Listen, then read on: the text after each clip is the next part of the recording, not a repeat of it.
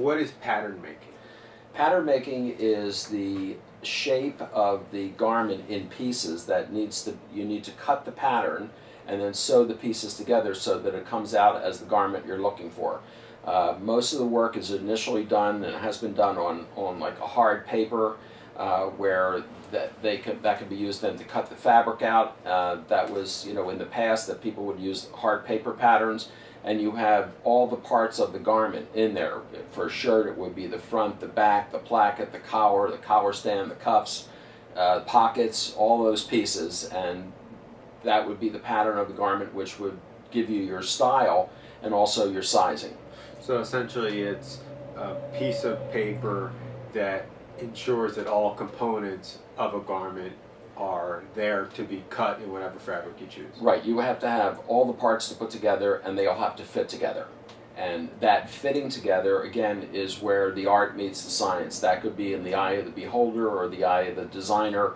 Some garments are looser fit, sometimes you have narrow lapels, sometimes you have wide lapels, narrow ties, wider ties, looser fitting shirts, tighter fitting shirts. That is completely in the mind of the designer, what they represent and what they want to portray.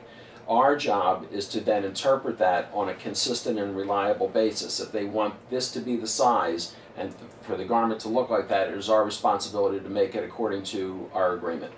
And also, my understanding of pattern making, not only making sure you have all the components there, but actually how do you minimize the waste of the fabric so you organize the components of the pattern in such a way that you minimize the waste of fabric and maximize your yield, so to speak? Well, there's a couple things you need to do, and this is whether, again, in the archaic system of having paper or hard pattern pieces, you want to measure the cuttable width of the fabric, that is the usable goods between the selvage, which is the end of the goods, which is where it's made, and there could be little needle holes or fraying there.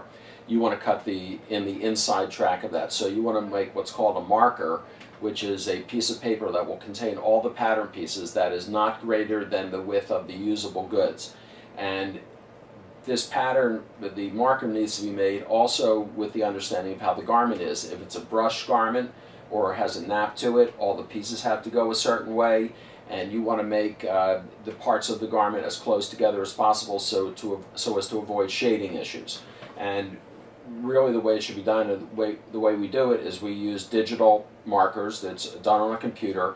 We check the fabric width when it comes in, and then the markers are made according to that fabric width, so you can get more efficiency. If the fabric happens to be 2 inches wider, you might get another, 5% out of the goods or something. So you try to do that each time to maximize your utilization.